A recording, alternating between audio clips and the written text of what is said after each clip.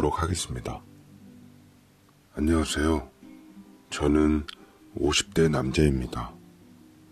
나름 오랜 시간을 살았다고 자부하지만 아직까지 세상에는 배워야 할 것도 많고 접해야 할 것도 많으며 경험할 것들이 절 붙잡네요.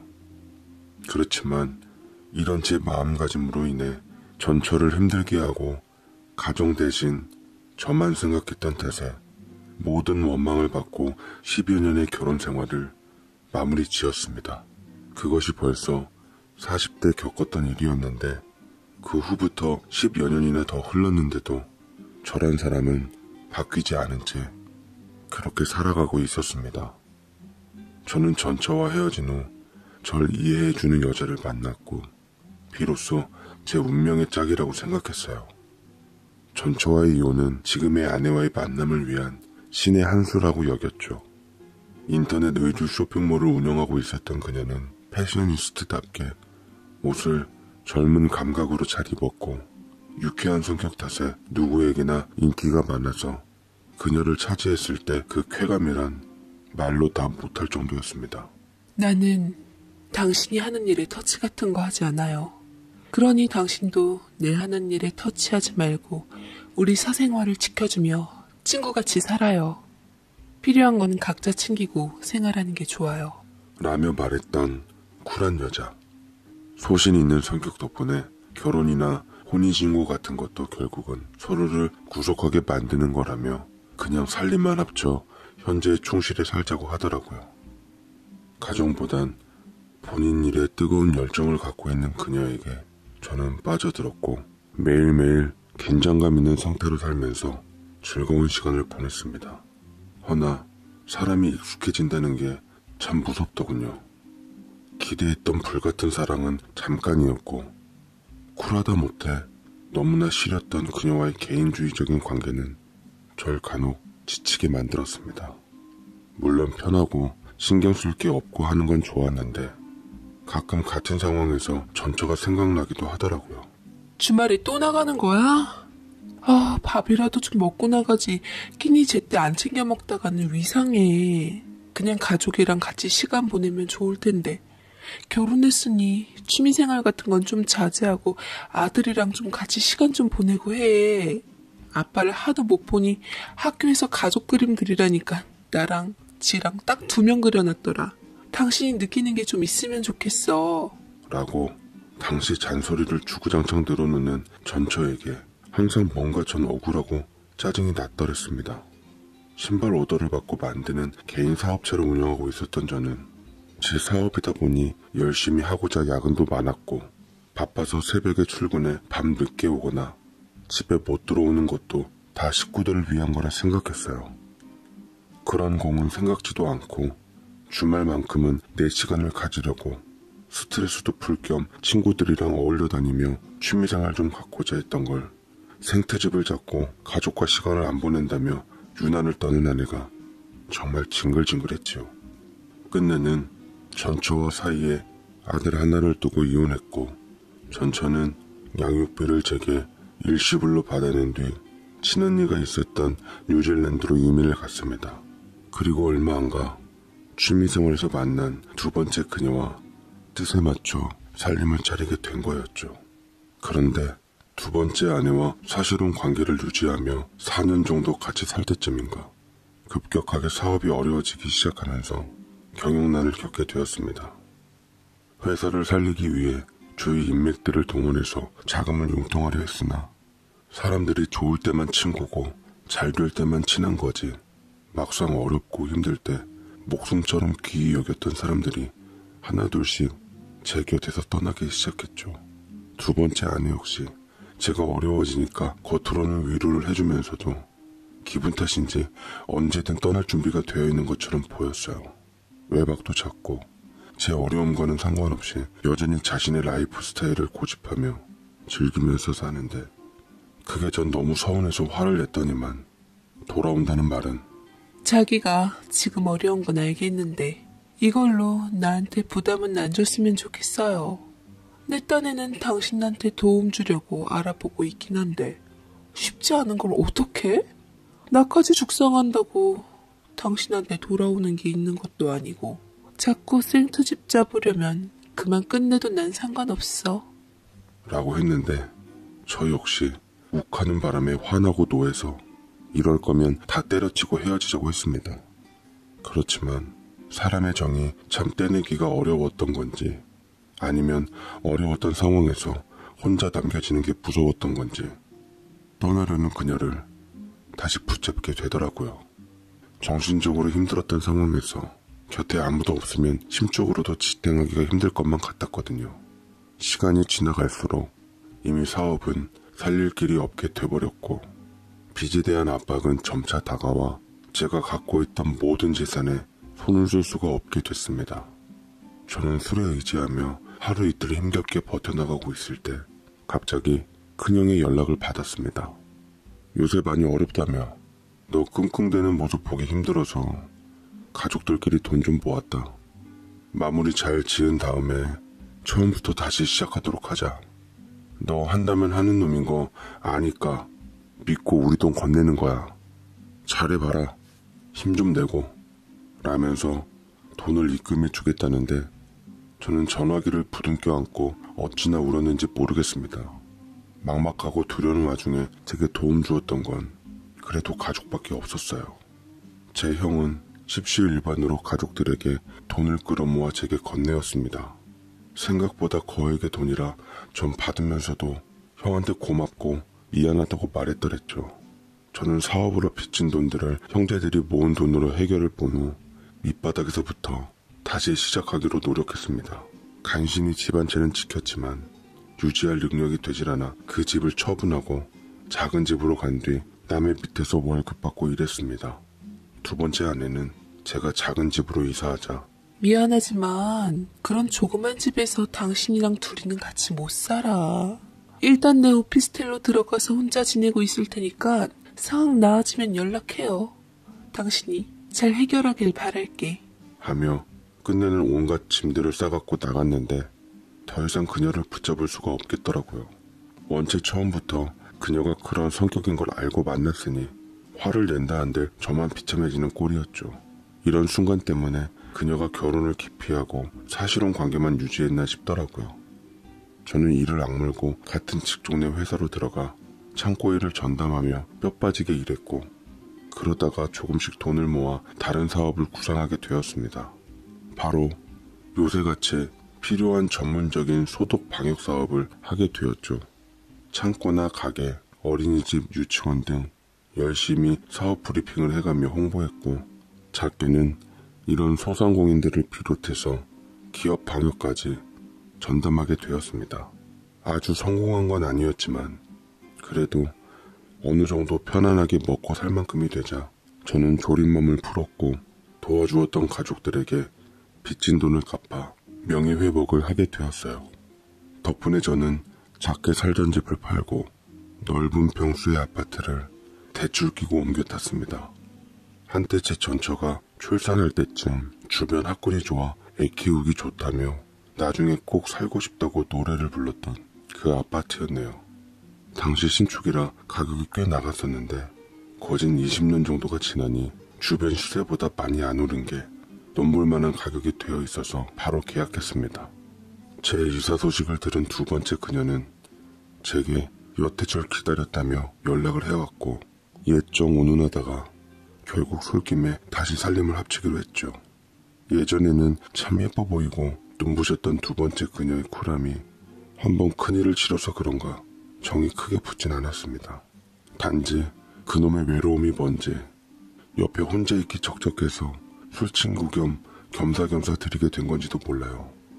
그깟 중요시했던 취미생활도 예전처럼 확 당기질 않더라고요. 집안일을 태생부터 싫어했던 그녀를 대신해 저는 일하는 아줌마를 구했고 덕분에 밥은 집에서 차려 먹을 수 있게 됐습니다. 그리고 그맘때쯤 제게 생각지도 못한 인연이 다시 두들기게 되었죠. 저는 그날따라 유난히 밀려드는 사업 주문에 현장에 일하러 갔다가 중요한 서류를 집에 놓고 와 부랴부랴 다시 돌아오고 있었는데 아파트 앞쪽으로 들어가는 문에 제 신발에 채이는 게 있었습니다. 바로 오래된 여자 지갑이었어요. 나름 명품 브랜드의 빨간색 지갑이었는데 이상하게도 그 지갑이 참 낯이 익었습니다. 제가 전처에게 주었던 첫 명품 지갑이랑 같은 물건이었거든요. 떠오르는 옛 추억에 엘리베이터에 올라가면서 지갑 속을 무심코 보게 되었는데 현금 10만원 정도와 동전들, 카드 한 장, 그리고 신분증과 사진 한 장이 제 시선을 끌더라고요. 젊은 청년 증명사진이 들어있었는데 그 사진까지만 해도 별 대수롭지 않게 넘겼었더랬죠. 그런데 근데 안에 신분증을 보고 난 후 저는 놀라서 지갑을 떨어뜨리고 말았습니다. 안에 있던 와르르 동전들이 쏟아지는데도 저는 차마 주울 생각조차 못하고 그 사진 때문에 정신을 못 차리고 있었어요. 네, 정말로 그 지갑의 주인은 이혼한 전처였던 겁니다. 집 주소를 보니 2층에 살고 있었는데 전 18층에 살고 있었거든요. 이사 온 지도 얼마 안 됐고 워낙 사람들이 안 다니는 시간대에 다녔던지라 충분히 모를 수도 있는 상황이긴 했지만 뉴질랜드로 갔다던 전처가 이 아파트로 이사 왔다는 건 정말 놀라웠습니다. 저는 바빴던지라 집에 와서 제 서류를 챙긴 뒤 일단 전처한테 지갑을 전해주는 건 잠시 뒤로 미루기로 했습니다. 만나면 꽤 많은 할 말이 있을 것 같았거든요. 무엇보다 제 아들 근황이 가장 궁금했습니다. 아들 어릴 적 주말에 잠만 자고 아니면 나갔던 아빠를 밉다하여 울었던 아들의 맘을 못 헤아려줬던 게 때론 많이 속상했는데 그 녀석을 다시 볼 생각하니 참 첫사랑을 보는 순간보다 더 떨리더라고요. 저는 일을 마치자마자 어느 때보다 좀 일찍 집에 도착했고 그 지갑을 가지고 2층 계단을 손수 타고 올라갔습니다. 배를 누르는데 마른 침이 꼴깍 삼켜지더라고요. 허나 외출했는지 누구도 나와보질 않았습니다. 앞에서 1시간가량을 기다렸는데도 모습은 드러내질 않더라고요. 나중에 전해질 요량으로 집에 올라왔는데 마침 동거하던 그녀가 식사를 하고 있었습니다. 간만에 보는 아내는 앞에 앉으라며 즉석밥 하나를 전자레인지에 데워줬어요. 아줌마가 반찬 다 만들어 놓고 가셨더라고. 배고플 텐데 얼른 먹어. 라며 설거지 때문에 나무 젓가락을 건네는데 이럴 때마다 심각한 환경 문제가 떠오르더군요. 그녀의 일 핑계로 워낙 집에 잘 안 들어오니 오랜만에 먹는 아줌마 반찬이 맛있었겠지만 저는 아줌마의 특유 조미료 맛에 질려 있었거든요. 어쨌거나 배는 고프니 밥은 먹어야겠고 젓가락질을 하긴 했습니다. 그런데 그녀가 옆에 무심코 뒀던 전처의 지갑을 재빠르게 쏙 빼가며 보는데 뭐야 이 촌스러운 지갑은? 예전에 한참 유행했던 디자인인데 요새도 이런 걸 쓰나? 아휴 이 가죽 다 낡아서 뜯어진 것 좀 봐. 들어오던 아파트 입구에서 주웠어. 돌려주러 갔는데 아무도 없더라고. 그거 그래도 명품이야. 당시 비싸게 줬던 걸 텐데 왜 남의 지갑을 갖고 오지랖을 떨어. 거슬려서 한마디 하자 그녀는 가소롭게 피식 웃더니만 요새 이걸 누가 명품으로 쳐주니? 명품도 대세라는 게 있는 거야. 적어도 헤르메스 정도나 채널 정도는 돼야지. 이 정도로 낡게 써도 빈티지스럽다 하지. 이건 안쓰럽다 정말. 이 여자 먼저 뻔해. 나한테 시비 걸던 그 여자 같은데? 뭐? 아는 사람이라고? 저는 속으로 뜨끔해서 어떻게 아는지 물어보았더니 얼마 전 쓰레기 분리수거 문제로 한바탕 했다고 하더라고요. 저희 집에서 일하던 아주머니는 좀 연세가 있으신 60대셨는데 아내가 필요했던 옷감 샘플까지 모르고 몽땅 종량제 봉투에 넣어서 잔뜩 예민해진 나머지 아주머니더러 쓰레기 봉투 헤집어 놓으며 당장 찾아내려 했다 합니다. 눈이 어두워서 허리 굽혀가며 일일이 쓰레기를 걸으며 찾는 아주머니를 지켜보다가 착한 척하며 같이 찾아주는 신용을 했다 하는데 본인한테 했던 말이 매우 불쾌했다더군요. 아무리 일하시는 분이라고 해도 젊은 사람이 그렇게 어머님 같은 분을 부리시면 되겠어요? 그렇게 중요한 물건이라면 본인이 알아서 잘 챙기셨어야지. 우리 아들이 보고 배울까 무섭네요. 라고 했다면서 그날의 분이 덜 풀렸는지 씩씩거리는데 순간 전 웃음이 나오며 과히 전처의 성격답다 싶었습니다. 은근히 제가 동거하던 그녀한테 맺힌 게 많았던지 쿨한 척하는 얼굴이 일그러지는데 한편으로 꼬시기도 하더라고요. 저는 다음날 아침 일찍 출근하기 전 실례를 무릅쓰고 그 지갑을 다시 전해주러 갔어요. 배를 눌러보니 잠깐만 기다리라던 10년 만에 듣는 아내의 목소리가 들렸습니다. 설레더라고요. 전처의 낭낭한 목소리는 비록 제가 원하는 쿨함은 갖추지 못했지만 정에 약하고 가족밖에 몰랐던 전처의 모습이 떠오르며 문이 열리기만을 기다렸는데 여보, 준수 엄마, 저는 모습을 드러낸 전처에게 저도 모르게 여보라는 표현을 썼고 아내의 놀랍고도 당황스러운 모습에 다시 준수 엄마라며 정정했습니다. 전처 역시 제 모습에 많이 놀라워했어요. 커다란 눈이 배가 되어 시간이 정지된 듯 서로에게 한참을 벗어나질 못했습니다.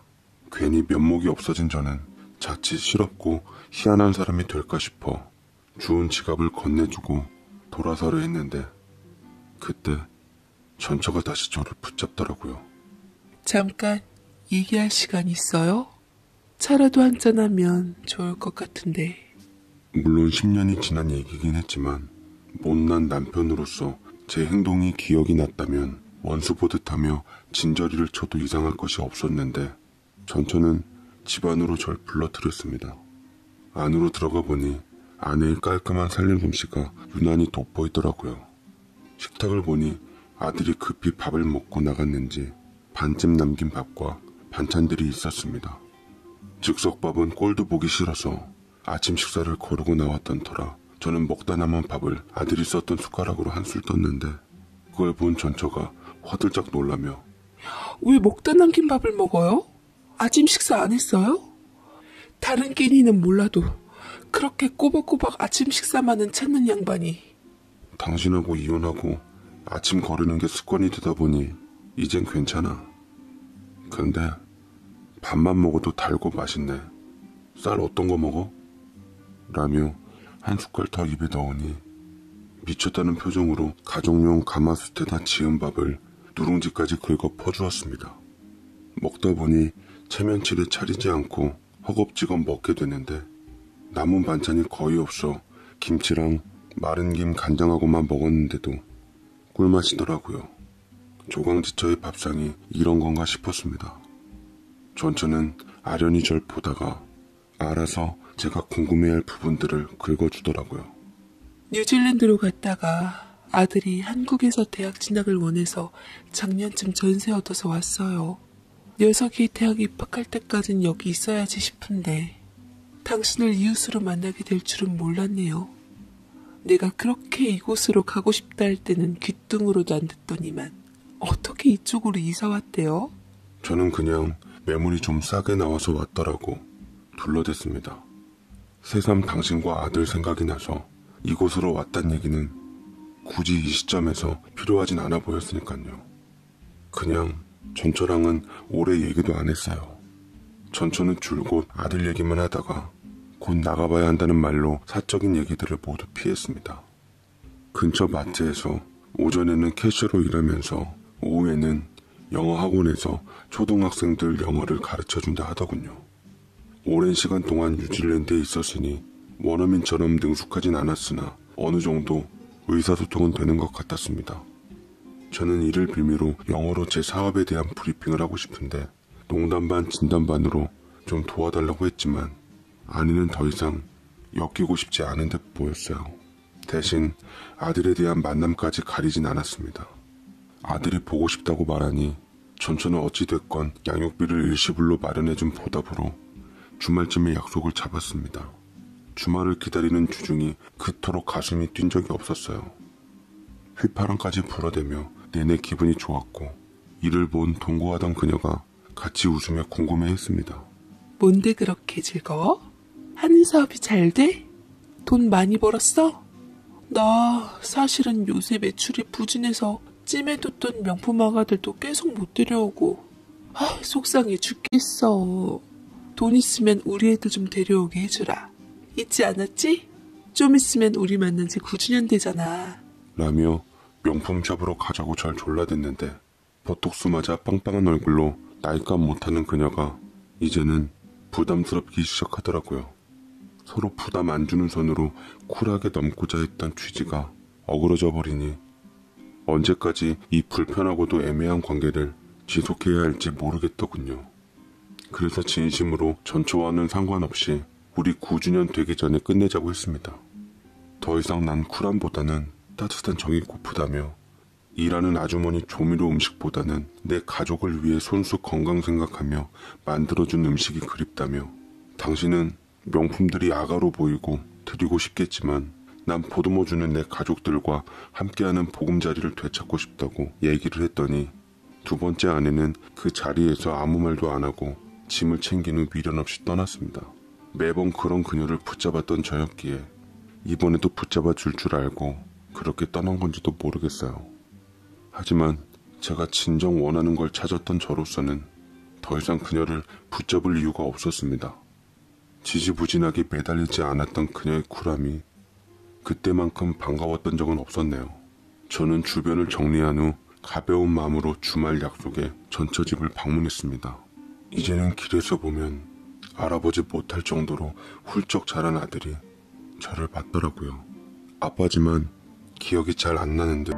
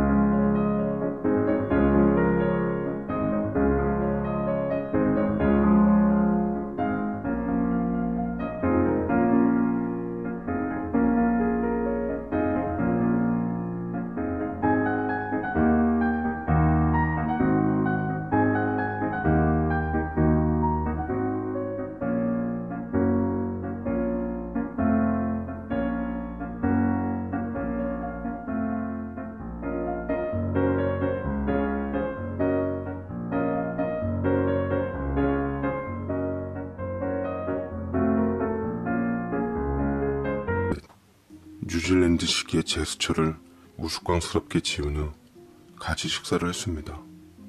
아들은 한국말을 할 줄 알면서도 엄마에게 영어로 얘기하는데 제가 생각했던 재회와는 달라 내심 신경이 쓰였죠.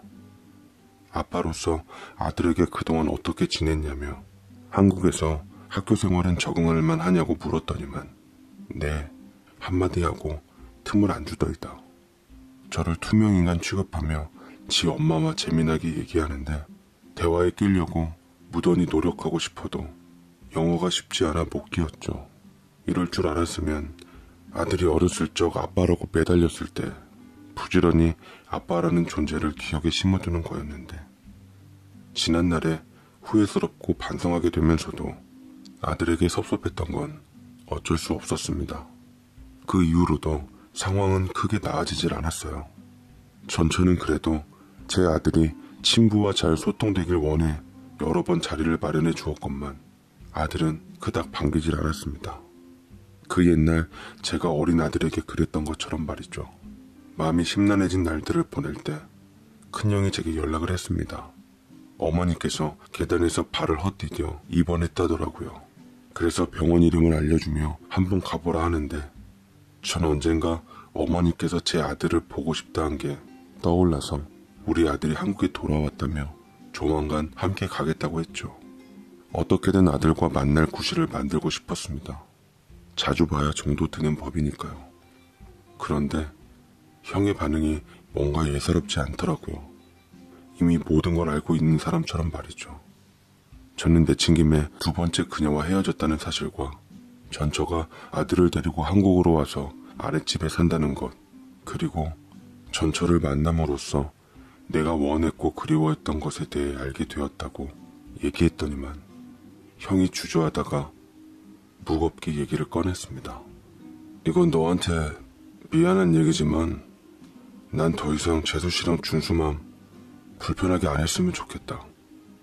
사실은 나 재수 씨 한국에 온 거 진즉 알고 있었어.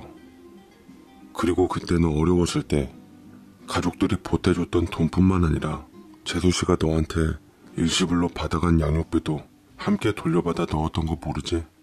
우리 와이프가 준수 뉴질랜드 갔다고 해서 우리 애들도 그쪽 영어 연수 좀 알아볼까 해서 연락했다가 말끝에 사업 어려웠던 네 사정 전하게 됐고 재수 씨가 모른 척 않고 그걸 내어주더라고.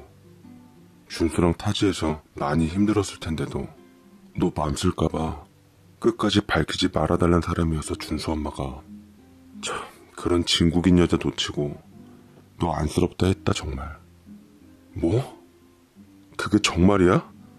저는 미처 몰랐던 아내의 깊은 마음에 미안해서 어쩔 줄을 모르겠더라고요. 너무 늦었지만 지금이라도 전처의 남편 노릇, 우리 아들의 아빠 노릇 하고 싶은 마음이 구구절절 간절했습니다만 형이 들려준 이야기는 더 이상 원래 제자리에 미련조차 가질 수 없게 희망을 꺾어버렸습니다.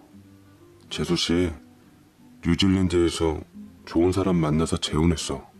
한 3년 됐나?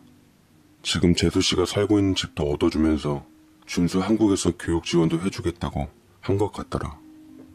네가 정 마음이 쓰이면 괜찮으면 그때 받았던 준수 양육비 다시 재수씨한테 돌려줘라. 그걸로 모자란 듯 하면 나중에 준수 결혼할 때 집 한 채 해주면 더 좋고 그걸로 네 역할은 다 한 거야 라고 하는데 세상에 박복해도 이렇게 박복할 수가 있나 싶었어요. 겨우 만났고 소중함을 알게 된 내 가족들인데 하늘의 인연이 다 운명처럼 내 가족에게 돌아갈 기회라고 생각했는데 제 바람은 산산조각이 나버렸습니다. 저는 전처에게 얘기를 듣고자 일하고 있던 영어학원 앞에서 기다렸고 일을 마치고 난 그녀와 함께 카페에 들러 커피를 한잔 했어요. 왜 내가 어려웠을 때 준수 양육비까지 줘가며 내게 도움을 줬냐고 나만 알고 이기적이었던 내가 그래서 이혼한 내가 밉지도 않냐고 하자 전처는 끄덕이더군요. 미웠지. 너무 미워서 살아있는 동안은 다시 보고 싶진 않았어. 근데 우리 아들 준수 생각하면 못 그러겠는 거야. 준수가 지금에야 저러지. 어릴 적에는 아빠 보고 싶다고 그렇게 찾더라고요. 당신이 나한텐 왼수지만 그래도 준수한테는 아빠인데 훗날 나중에 만날 때 아빠가 그럴듯한 모습으로 나타나야지 준수한테 좋을 것 같아서 몰래 형님 통에 준 거야.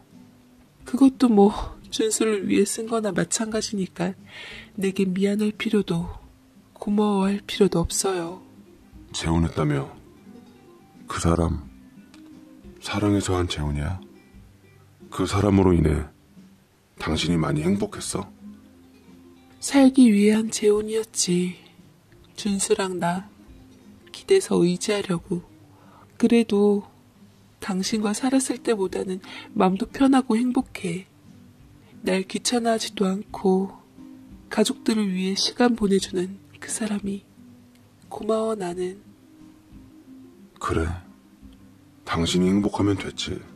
뒷북이지만 재혼 축하해.